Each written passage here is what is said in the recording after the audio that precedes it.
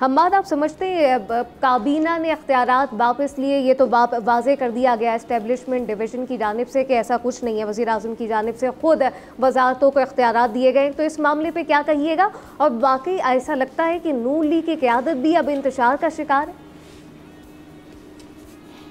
जी, cabinet की बात जहाँ तक है तो ऑल्दो कानून तो हमारा ये कलेक्टिव रिस्पॉन्सिबिलिटी और कैबिनेट के रोल के ऊपर बहुत क्लियर है, उसमें कैबिनेट को एक बहुत इंपॉर्टेंट रोल दिया गया। लेकिन अगर आप प्रैक्टिकली देखें तो कैबिनेट के जो मेंबरान हैं वो प्लेजर ऑफ प्राइम मिनिस्टर तक की जब तक एंजॉय करते हैं तब तक ही वो इस ऑफिस में रह सकते हैं। तो वो कैसे प्राइम मिनिस्टर से इख्तियार वापस ले सकते हैं या उसकी मर्जी के बगैर कैसे किसी चीज़ को अप्रूव कर सकते हैं? इमरान खान साहब के दौर में भी हमने देखा कि कैबिनेट एक रबर स्टैंप रही है।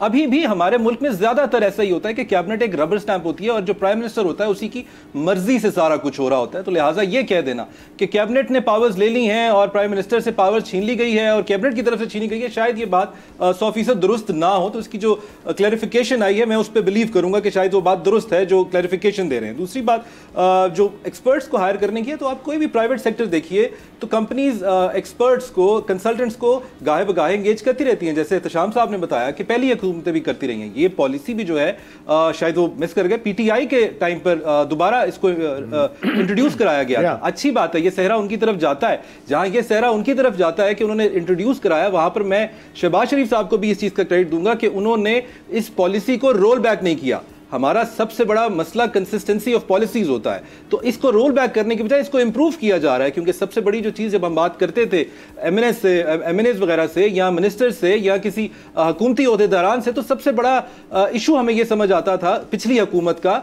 कि सेचुरेशन ऑफ पावर बहुत ज़्यादा है। इमरान खान साहब या आज़म खान साहब की हद तक फैसले होते हैं और वजारतें और जो मिनिस्ट्रीज़ हैं वो गैर फाल हैं। तो इस चीज़ को सामने रखते हुए अगर प्राइम मिनिस्टर साहब ने ये अपने पावर्स डेलीगेट की हैं तो ये बज़ाहिर मेरी नज़दीक एक अच्छी चीज़ है। इसका हमें सराहना चाहिए। जहाँ पर भी डेलीगेशन ऑफ पावर इस मुल्क में हुई है उसको सराहना चाहिए। खा वो 18वीं तरमीम में पीपल्स पार्टी ने की हो तो वो सहरा आज तक वही ले रही है। सुप्रीम कोर्ट में आज आप देखें तो कमेटीज बना दी गई हैं, चीफ जस्टिस साहब अपनी पावर्स को आगे बांट रहे हैं, तो ये अच्छी बात है।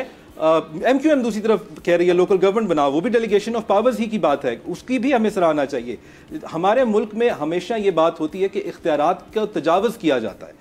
ऐसे में अगर इख्तियारात बांटे जा रहे हैं या महदूद किए जा रहे हैं तो ये एक अच्छी रविश है, इसको हमें सराहना चाहिए। ये ताज़ा हवा का झोंका है, इसको हमें मज़ीद इंकरेज करना चाहिए। इसको हाँ ये भी है कि आने वाले वक्त में हमें इसको दोबारा रिविजिट ज़रूर करना चाहिए कि क्या ये पॉलिसी वाकई ही डेलीगेट ये पावर्स की गई हैं, क्या पॉलिटिकल इंटरफेरेंस कम हुई है, क्या मेरिट वाकई रहा है। जैसे पिछले दौर में हमने देखा कि ये पॉलिसी आई ज़रूर लेकिन सियासी या इंतज़ामी कमज़ोरियों की वजह से वो उस तरीके से डिलीवर नहीं कर पाई। तो इस हुकूमत को भी कुछ अरसे बाद हमें दोबारा रीवैल्यूएट करना चाहिए। जहाँ तक बात आपकी नवाज शरीफ साहब के बारे में है तो वो 10-12 दिन पहले जो शो था उसमें मैं इस बात को कह चुका हूँ कि अगर किसी की राय ये है कि नवाज शरीफ साहब जो 3 बार प्राइम मिनिस्टर रहे हैं, चीफ मिनिस्टर भी रहे हैं, वो इतना अनसेरेमोनियल एग्जिट जो है एक्सेप्ट कर लेंगे, तो मेरे ख्याल से उनकी ये किसी भी की अगर ये राय है तो वो राय शायद हकीकत के बहुत ज़्यादा करीब नहीं है।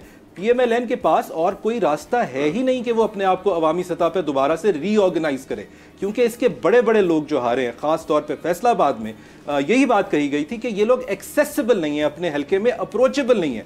और बाद में हमने देखा कि अभी इलेक्शंस में जो PMLN के ही नए लोग आए हैं सामने, बैरिस्टर अकील आए हैं, उनका जो मोटो था वो एक्सेसिबिलिटी को लेके आए। तो ये PMLN को इस चीज़ का अंदाजा है कि ये कितनी इंपॉर्टेंट चीज़ है और उसके अलावा उनके पास कोई और दूसरा रास्ता नहीं है।